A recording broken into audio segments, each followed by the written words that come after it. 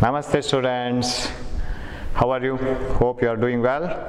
You are always cheering up and you will be happy spending all the time in your house, eating for 24 hours, taking rest. But now you have little bit of classes in between. So we have started refraction, you know it, it's a continuous process. And a few things about refraction we have already studied, about Snell's law and refractive index and lateral shift, normal shift. These are all the consequences of refraction. If light ray would not have bent as it travels from one medium to another, we were not able to see any types of normal shift or lateral shift. So let us recap a little bit about what we have studied.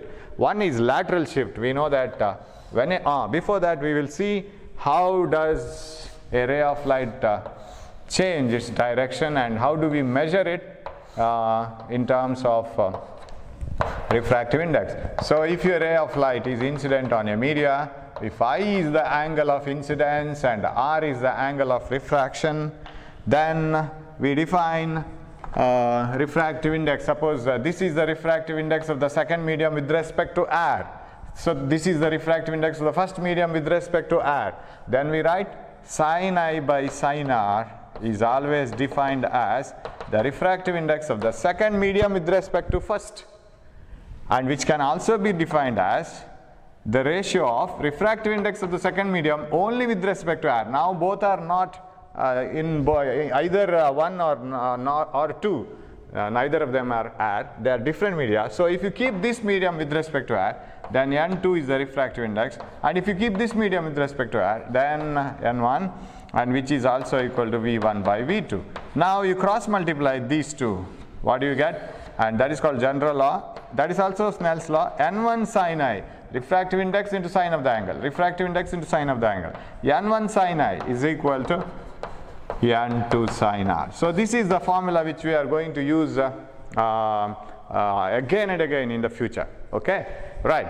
And you know that when a ray of light travels from one medium to another, because of its refraction nature, there is a bending like this, and if these two sides are parallel to each other, then definitely the outcoming ray will be parallel to the original direction, and if this is parallel to the original direction, this perpendicular distance is called lateral shift.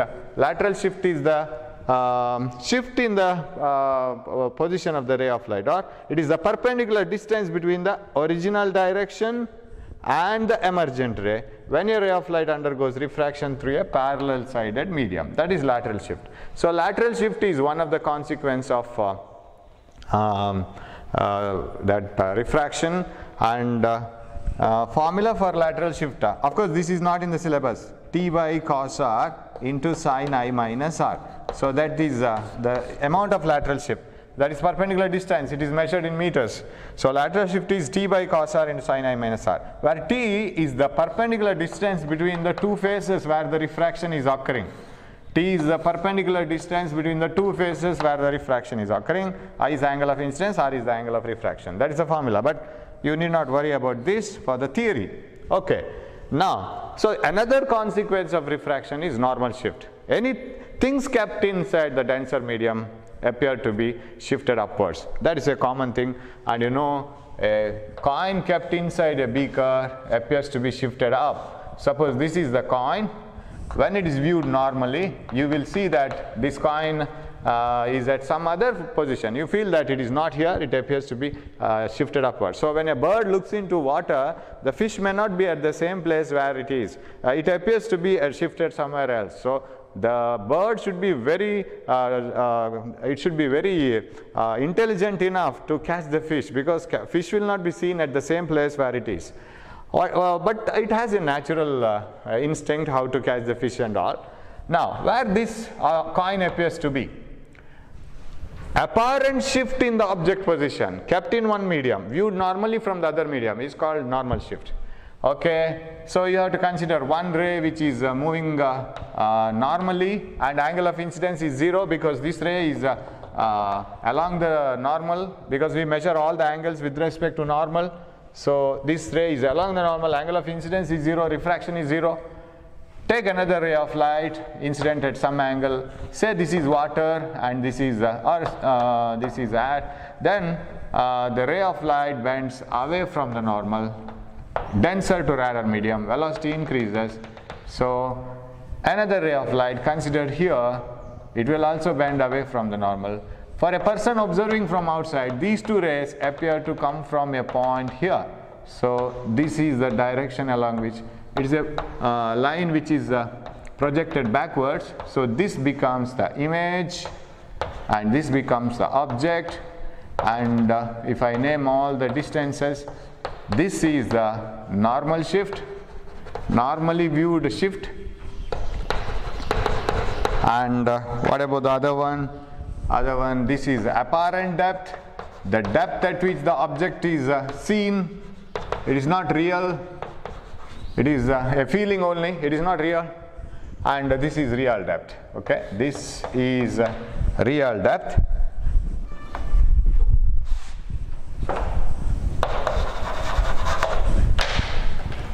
Okay. So what is the relation between refractive index of the medium with respect to air and real depth and apparent depth? Refractive index is equal to real depth divided by apparent depth. So this is the formula for refractive index. So you must know this. So here we have stopped in the previous class. Refractive index equal to real depth by apparent depth. And you know that refractive indexes are not having any unit. Depth in meters, so it gets cancelled. No unit. Now, remember, do you have any, sir, here in this formula, we don't get anything which corresponds to normal shift.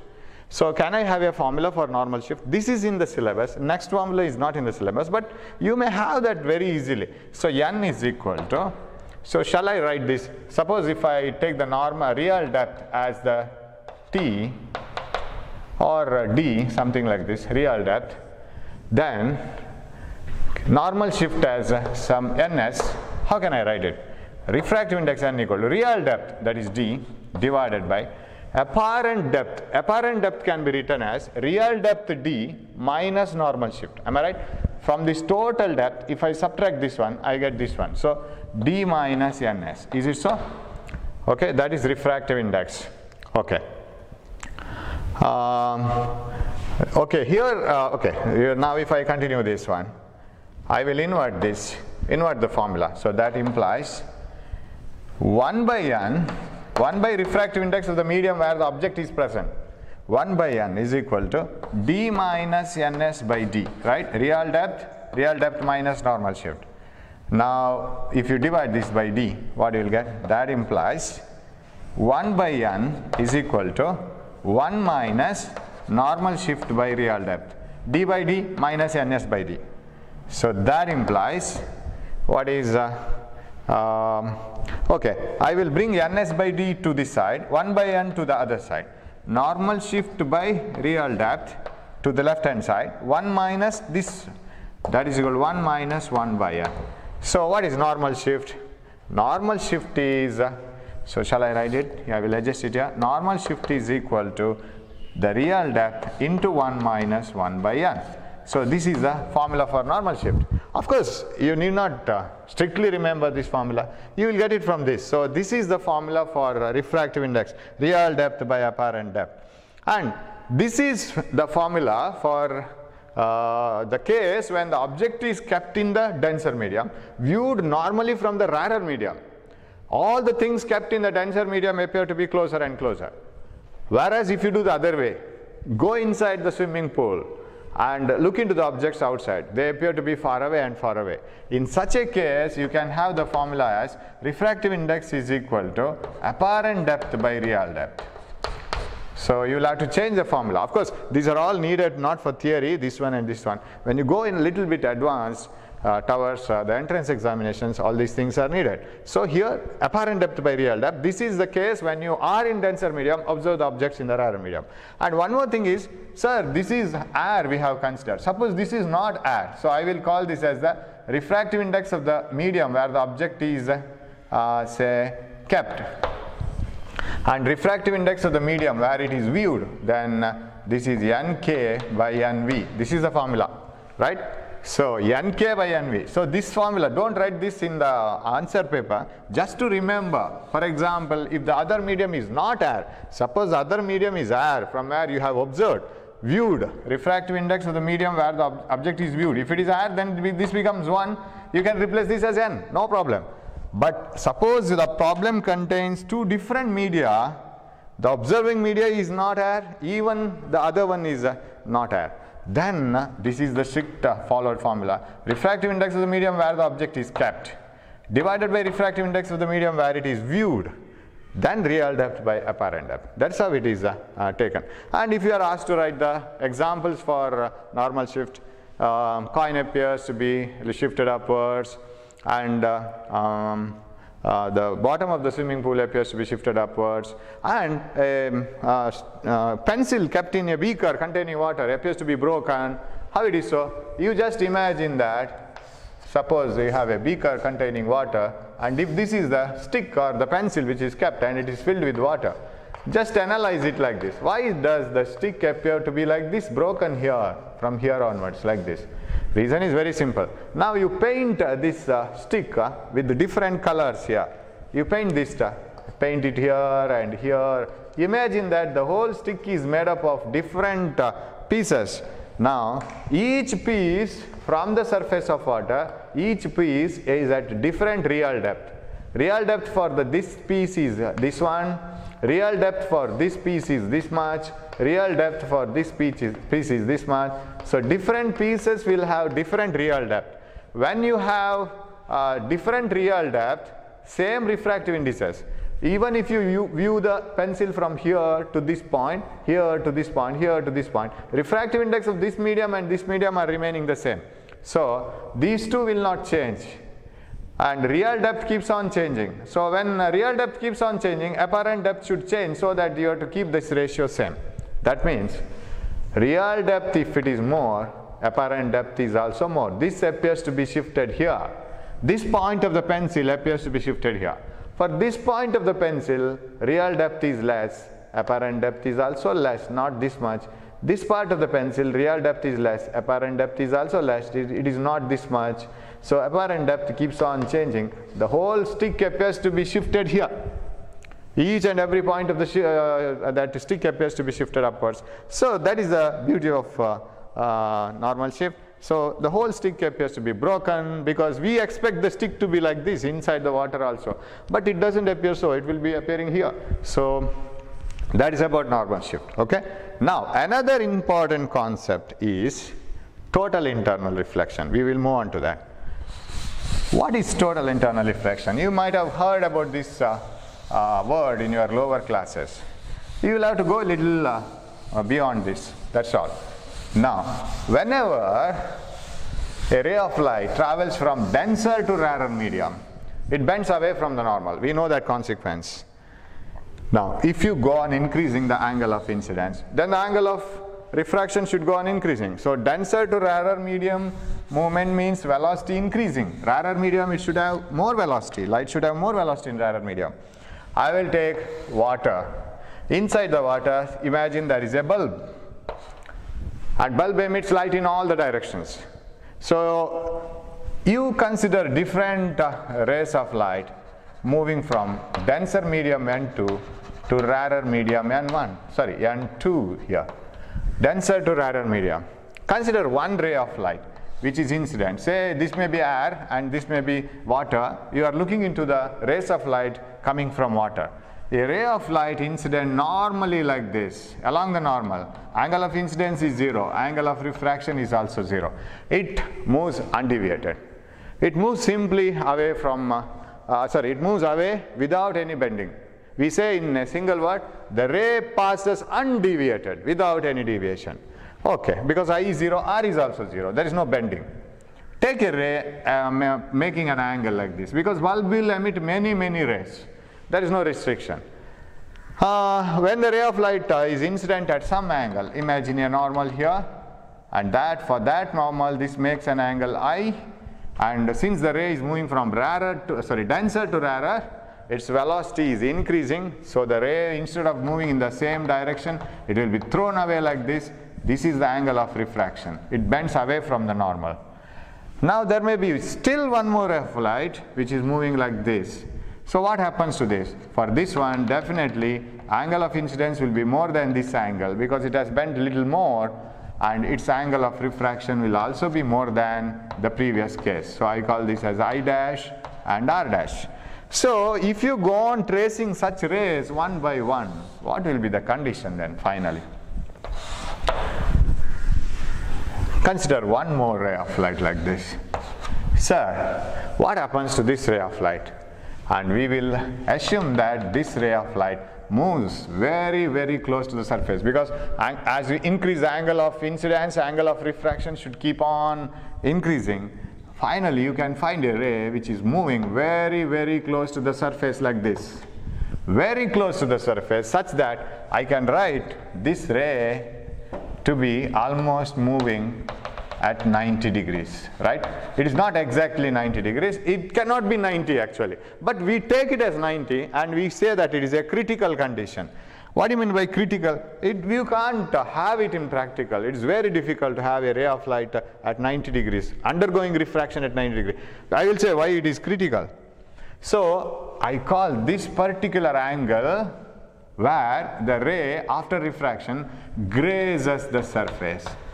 It is grazing the surface. What do you mean by grazing? Cow is grazing the surface because it is moving parallel to the surface. And this is moving parallel to the surface. Almost 89.999 degrees, and so almost 90 degrees.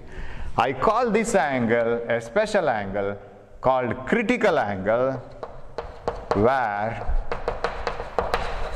this is critical angle, where angle of refraction is 90 degrees. I didn't call this as critical angle because this is an ordinary refraction. We have some angle of incidence, we have some angle of refraction which is greater than angle of incidence. Similarly here, but this is a special case.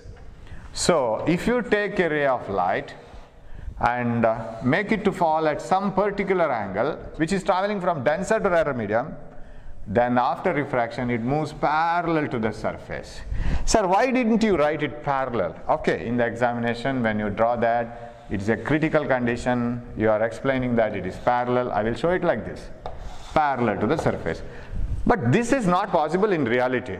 You know, principle of reversibility for the ray of light. If you put a ray of light like this, it should move like this. Now if I turn this ray of light, I will keep a small plane mirror as I do usually. Take a plane mirror, keep it like this. What happens? When the ray of light falls normally on the plane mirror, it will be returning back. So from here onwards, will it follow a different path like this, or will it follow the same path? It follows the same path. According to principle of reversibility, or light follows the principle of reversibility, if the ray of light is returned back in the same path, it returns here. It undergoes the same angle of refraction. So if this is the angle of incidence here, it undergoes the same angle of refraction here. For this ray also, it follows the same path. If so, if we argue that for some angle of incidence called critical angle, the angle of refraction is 90 degree, exact 90 degree. The ray is moving parallel to the surface. Let us assume like that. If it is so, you go to the principle of reversibility. Suppose this is surface of water. Take a laser beam, put it like this.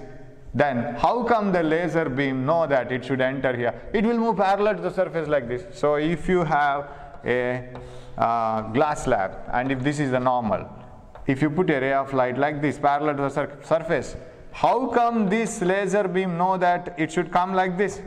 It cannot be, because it will move parallel to the surface like this. Suppose you have drawn normal here, you expect the laser beam to come inside here. Not possible. How come the laser beam know that the normal is drawn here? No, not at all possible. That means this angle is not exactly 90, but theoretically we take it as 90. It is a very small angle. It is moving parallel to the surface and falling here. Now where does it touch the surface? It enters in. This is not exactly 90, but we will write it as 90, very close to 90. So theoretically defining, how do you write this? So that's why I don't rub this. I take it as 90. So what is critical angle? When do you get the critical angle? Critical angle is the angle of incidence for which angle of refraction is 90 degrees. You have to define critical angle taking this as reference. So critical angle is the angle of incidence. It is the angle of incidence. Is it the angle of incidence for, is it a general angle of incidence? Is it or is it a special angle of incidence? Yes, for which angle of refraction is 90 degrees. I wrote this on the board because you commit a mistake always. You understand this, you know what it is, but in the examination you will write critical angle is 90 degrees. It is not 90 degrees. Critical angle is this one, and this is 90 degrees. You have to define critical angle in terms of what is the refraction process at that moment. Critical angle is the angle of incidence for which angle of refraction is 90 degrees. That is almost 90 degrees. So that is critical angle. Okay. Now, sir, our curiosity doesn't stop at all. If you take a ray of light from denser to rarer medium, it bends away from the normal. If you go on searching different rays, at one condition it becomes almost parallel to the surface. Still, if you increase the angle of incidence, what happens? I'll take one more ray of light which is incident like this. What is its condition? What is the situation here, sir? It's interesting now. Instead of going outside, it undergoes reflection. It comes like this. Now reflection has started. Up to this we had refraction. Up to this we had refraction. And here onwards it is reflection. Sir, for reflection to occur, is this a mirror? No, it's a surface of glass, surface of water or surface of glass, and the light ray should have moved outside, but this angle has made it to come back. This angle is the angle greater than critical angle. Now what is this? This is following the law of reflection now, so this should be IC, I greater than IC, this one.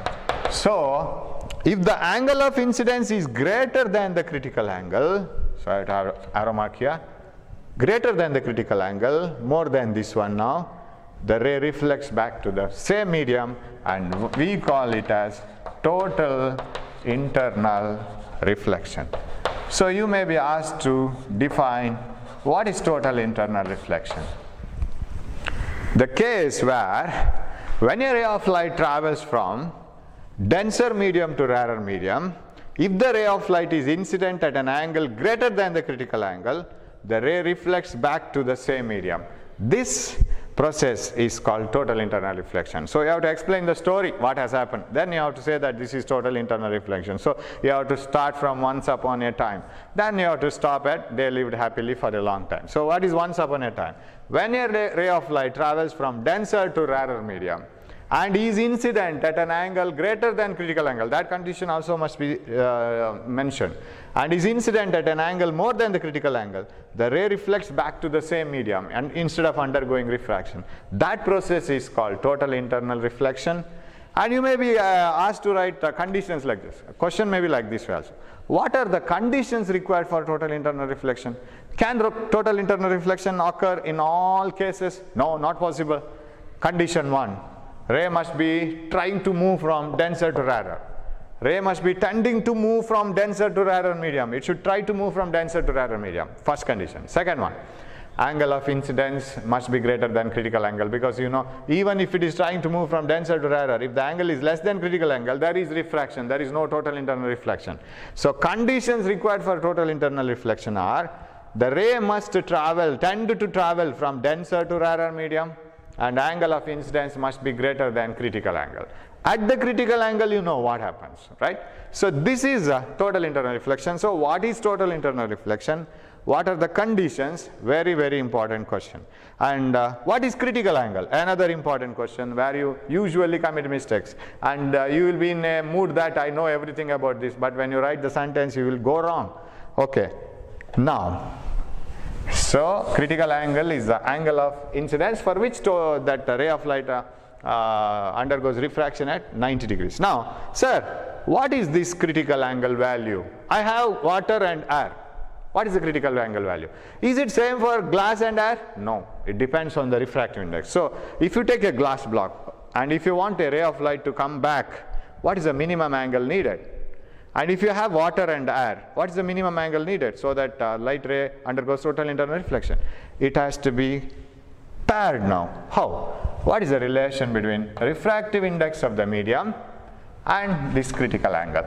This pair of media has got how much critical angle? And another pair of media, and what is the relation between N1, N2 and IC? That is important now. So obtain the relation between refractive index of the media and critical angle. Very simple derivation. Just you have to apply Snell's law, that's all. So start again from once upon a time. There were two media, one is denser and another is rarer, and they were living happily, and so like this. And once a ray of light came to the denser medium and it started moving towards rarer medium like this, and that was incident at an angle called critical angle, for which angle of refraction is 90 degrees. And you have to show an arrow mark here because you have to say that the ray of light is moving away like this. So consider two media, N1 and N2. A ray of light is incident through the denser medium N1 and it is moving towards the rarer medium N2. But now since the angle is critical angle, the ray of light undergoes refraction and moves parallel to the surface, almost parallel. I want the relation between this one and critical angle, correct? Okay. Apply general law of refraction. You know that in general law, refractive index into sine of the angle, refractive index into sine of the angle.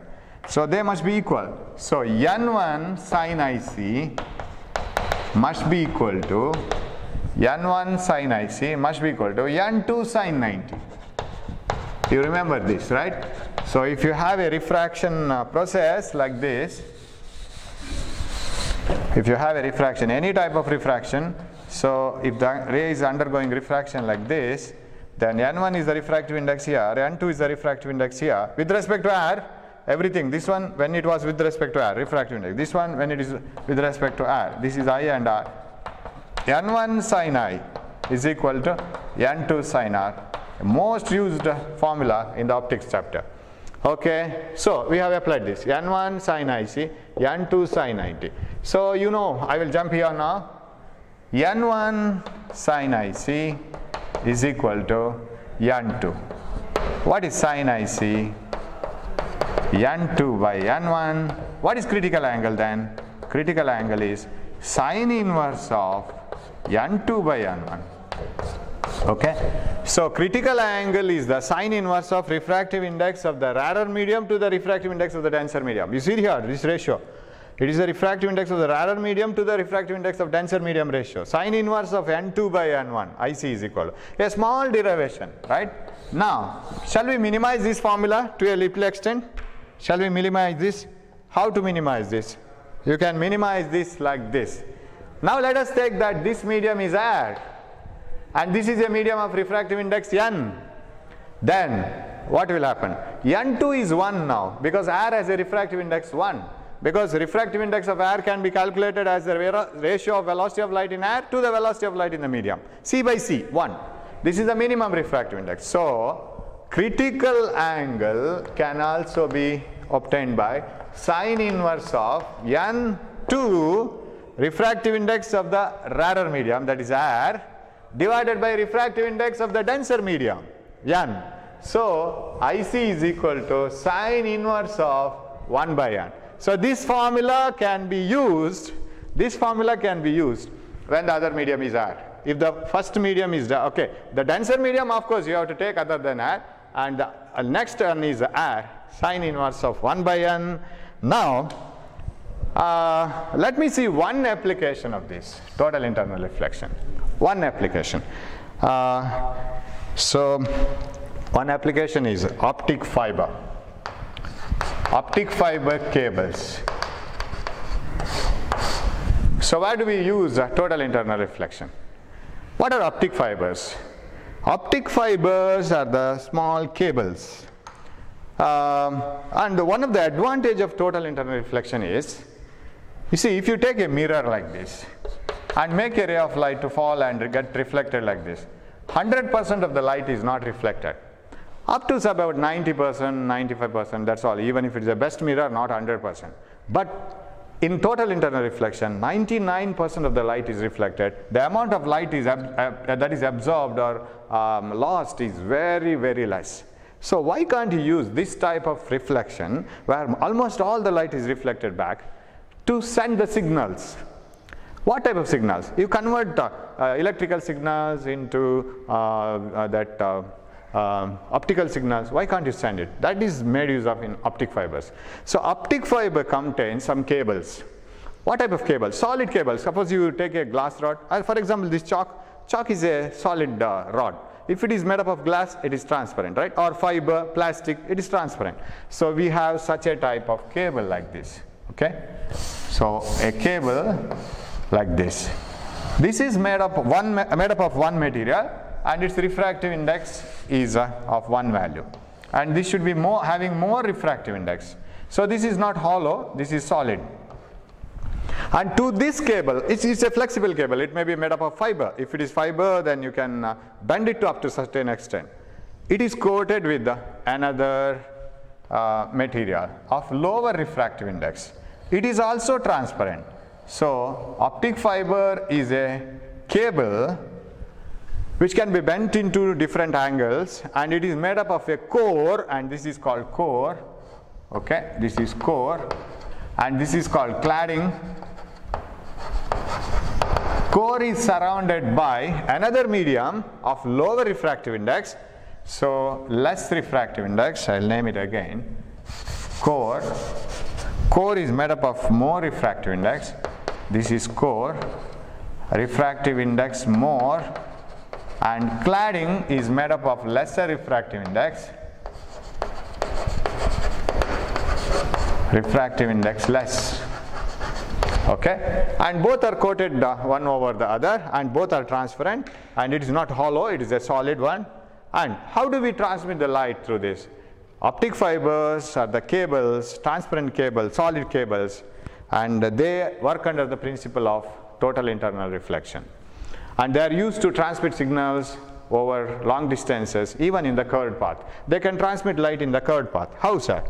Now, a laser beam is taken, and if this is the axis of the optic fiber, and suppose if laser beam is incident onto this end, and it falls on this surface, say.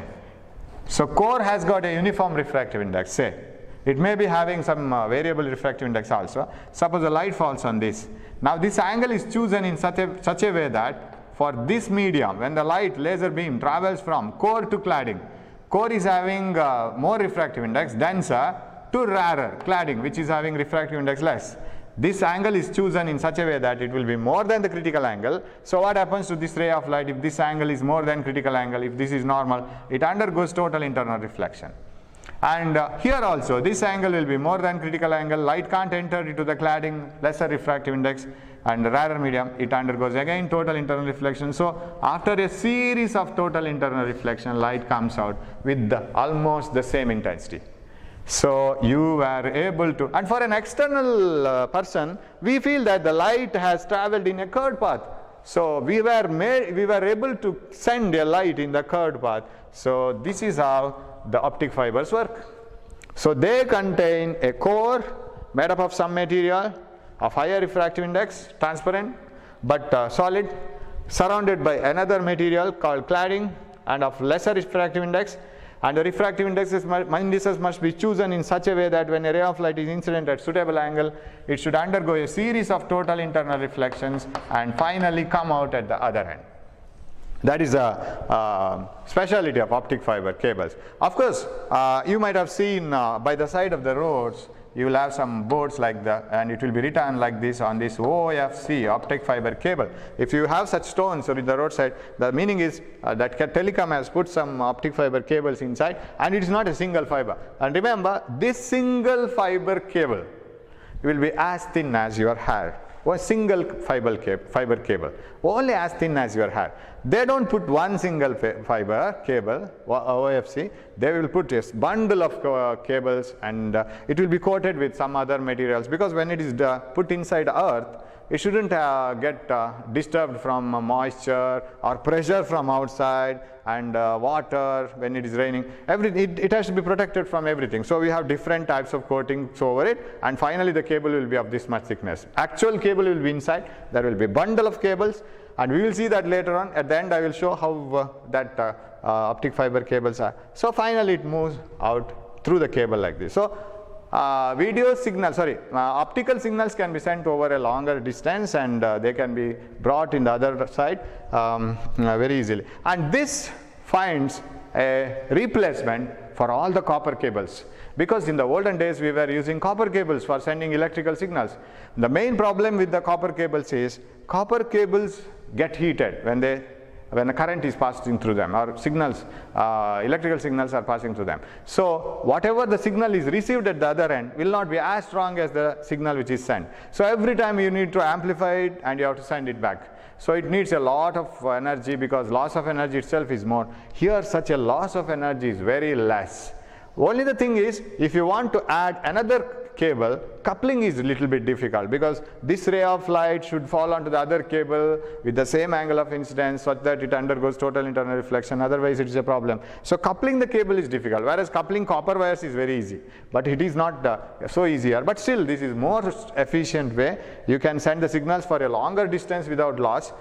And one of the another applications. So if you are asked to write the answers, what are optic fiber cables? They are the cables which can transmit optical signals over longer distances and even in the curved path. They work on the principle of total internal reflection.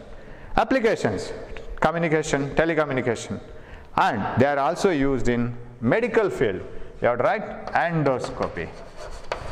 Second application of optical fiber cables is endoscopy. Sir, what do you mean by endoscopy? It is a very widely used application. Doctors will have a set of cables. They will, with proper treatment and all, they will put the cables, two sets of cables actually, put it inside the stomach. And proper care will be taken when it is put inside the stomach. Suppose there is something wrong in the stomach. If you have stomach ache very frequently, and if there is anything going wrong inside the stomach, they can get the picture of it. How? So the cables are sent. In one set of cables, they will send the light. That light enters into the stomach and gets spread everywhere. And the reflected light from the parts of the parts inside will be taken through another a set of cables, and it will be given to some electronic equipments, and you can see what is going on inside the stomach. This is a very widely used method of examining the internal organs. So in order to check any problem inside the stomach, the endoscopy method is used, where two sets of cables are used. Light is sent through one, and the reflected light is collected and taken out from another one, and it is displayed in a screen. So to study the internal organs of the human body, we use endoscopy. We use the optic fiber cable. So you may have in questions, you read about this, it's very interesting, and you can search it in any of the websites. You will get how it is used to study the internal organs. Then finally, when you view some videos or when you view some photos, details about this, finally at least you will remember for the exam that what are the applications of optic fibers. It's a very famous application. So only that question will be asked. And another one, optic fiber cables are also used in total reflecting prisms. With that, I will stop once. What are total reflecting prisms? Total reflecting prisms are right-angled isosceles prisms made up of glass. Right-angled isosceles prisms made up of glass. So if I have right-angled isosceles prisms, right angle 90 degree, and if it is isosceles, this angle should be equal. So remaining is 90, 45, 45. They are called total reflecting prisms. What are the uses of these total reflecting prisms? See, glass usually has a refractive index of about 1.5 or so, and its total reflecting angle, critical angle, will be around 42 degree or so. Right? 45 degree will be more than the critical angle. Let us imagine that the critical angle for glass is 42 degrees, say, almost for this glass. There are different types of glass. If it is 42 degree, what will be the situation? You take a total reflecting prism like this. Okay, I'll put a ray of light like this. Take a ray of light, make it to fall like this. No total internal reflection is possible here. Why? Condition is not satisfied. What are the conditions? Ray should travel from rarer to denser medium. Now this is air, this is a special type of glass whose critical angle is 42 degrees. Any ray of light more than critical angle will undergo total internal reflection. Here it is moving from rarer to denser medium, no question of total internal reflection at all. Moreover, this angle of incidence is 0, so angle of refraction is also 0. It falls here. What about this surface? Draw a normal to that surface. For this surface, this is the normal. What is this angle? This is definitely 45 because this is 90, this is 45, this should be 45, right? 45 plus 45, again 90, so this is 45, and this is also 45. Now is this angle greater than the critical angle? Yes, exactly. This angle is greater than critical angle, so what should happen to this ray? Instead of going out, it undergoes total internal reflection at 45 degrees because you know angle of incidence and angle of reflection must be same. What about here? Sir, is the ray of light traveling from denser to rarer? Yes, first condition is satisfied. Is the angle of incidence greater than critical angle? No, because this is the normal to this surface and angle of incidence is 0, refraction is 0, it moves straight. Now finally what has happened?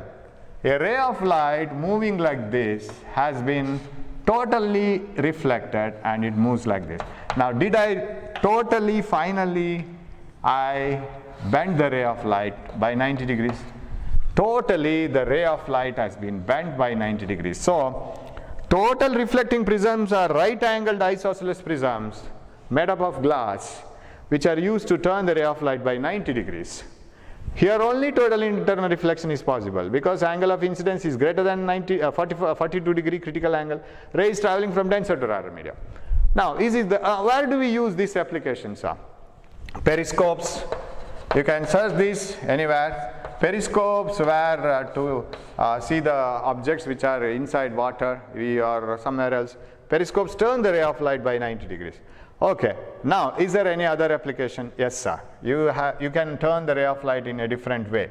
Suppose you have a ray of light moving over, okay, you have to turn the ray of light by 180 degrees, yes.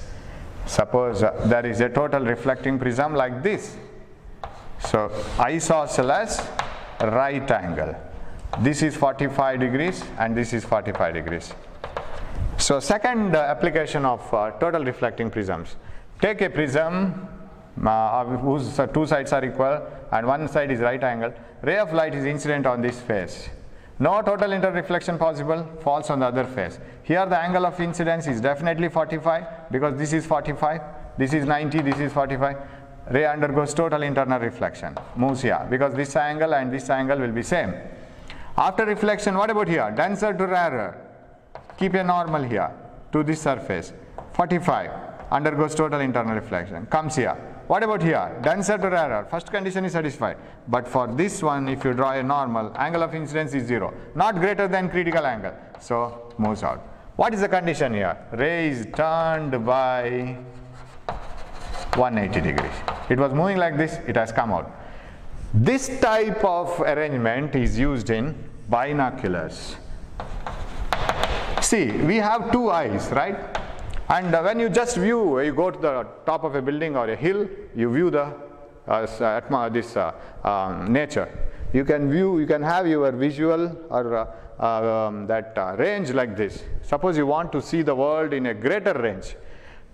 In binocular, for example, binocular has got two sets of telescope. One which adjusts with your eyes, and outside it will have two sets of telescope. It is in a wider range. Why? It gives a greater view. By normal eyes, if you have normal vision and if you can see a world, using binocular you can have a wider vision. How it is possible? You see, suppose your one eye is here. So it is used in binocular. Suppose one eye is here and another eye is here. So you have only this much width of the eye, but you can receive this ray also. this ray which is coming from somewhere else can be received by your eyes. Similarly, if you have another total reflecting prism here, you can use this ray of light also like this. So this can also be viewed. So to increase the range of vision, you can use the total reflecting prisms which will reflect the light or turn the light by 180 degrees. So this is turning by 180, turning by 90. Third application of total reflecting prisms is to to get the upright image of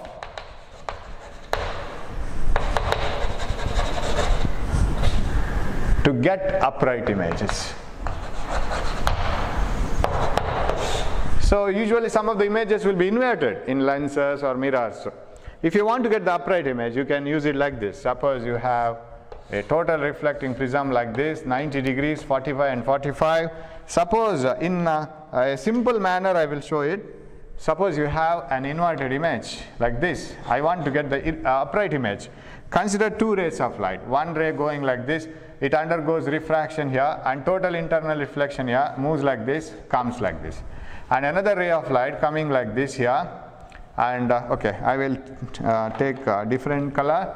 So like this, undergoes refraction, undergoes total internal reflection, and comes out here. This produces, you see, this ray of light has been gone up, this has come down, so you will get the upright image of the object. Of course, all these things are just applications. Now know this one, you may be asked for 1 or 2 marks.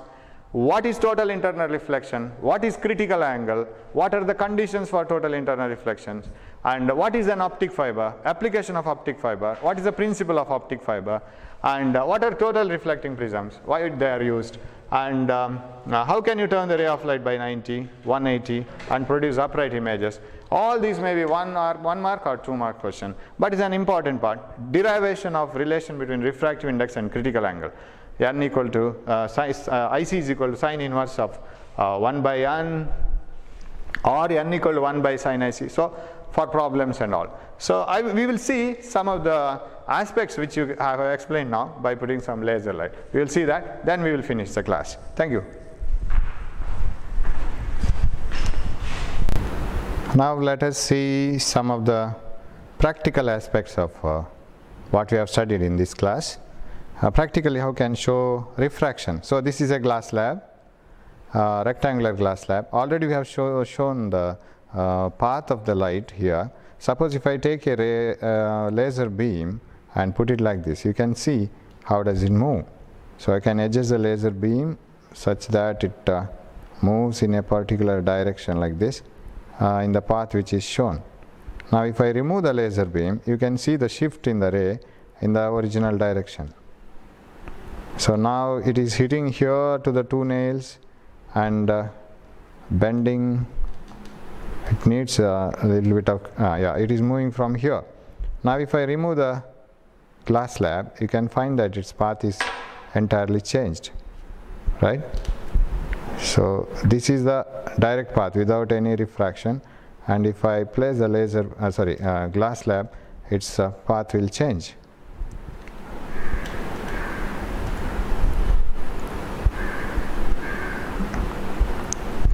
Yeah, now it undergoes refraction.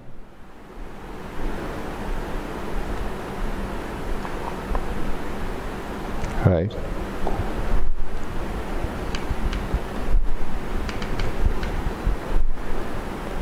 Yes, you can see the path almost now.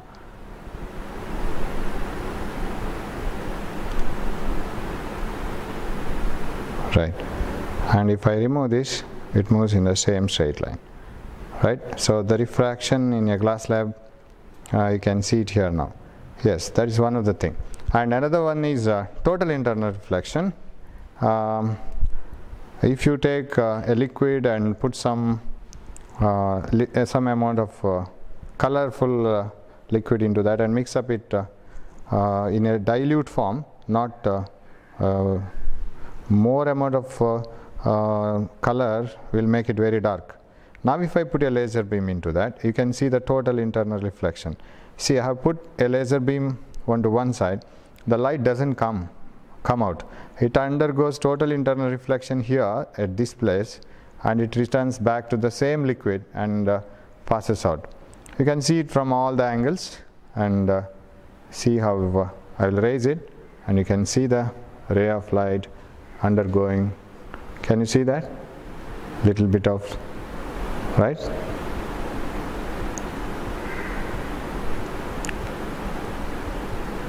Shall I rotate the laser beam? So like this, you can see the path, right? Can you see the path now? So it undergoes total internal reflection, correct? You can see? Yes. Yeah, now? Yes. So this is one way you can show the total internal reflection. Even in a glass slab I can show it. If I take the glass slab and if I keep it here, again as I did earlier, you can take a beam of light and you can make it to undergo total internal reflection. To some extent I can show it. You can see, yeah. It is difficult to see the path of the laser beam. It doesn't show any path. Yeah, to some extent I can show the ray undergoing reflection, and there is no light here, you see. You can't see light here after refraction. I can see light here after reflection. A small amount of light. So this acts like a reflecting surface. So I can see the light falling on my hands here. If I decrease the angle of incidence, of course, I can see the light here. So this is one total internal reflection. And you have studied that optic fibers are the applications of total internal reflection, and they use the principle of total internal reflection. So this is not actual optic fiber. This is used for decoration. You see how the thickness of each fiber here it is. Actual optic fiber cable used for communication purpose, OFCs, they are much more minute than this. So this is used for decorative purpose. Actually this is a single fiber, and this is not hollow inside, and it is very solid, and it allows the light to undergo total internal reflection. So if I put a ray of light here, this torch light here, like this, you can see the tips of each fiber glowing with the color, right? So light is carried through this. Throughout the path you can't see the light because light doesn't come out of the fiber. So, right, it is proper, right? So you can see that. So if I turn it towards your side, see it is like this, right? You can see the light. So this is, you can get it in shops, and all these optic fibers are available everywhere now. That is one type, and here is one more type. You can see this one also, right? So you can pass light through this and you can see that. And some cables are cut here and there, and you can see the light coming out of it, even the smallest one. I think you can see this, right? The smallest one, which and if I stop the light, you can, if I switch off the light, no light comes out. So, and you can even use laser beam. I can put a beam of laser here, and so you can see the light coming out of it, right? Since it's a parallel beam, it doesn't enter through all the fibers. If I change the direction, different fibers receive light, and you can see the light coming out of it. So this is the principle of optic fibers. But you will get very minute optic fibers used in endoscopy and telecommunication. Okay? You can do this, and you can see these effects in your house also. Thank you.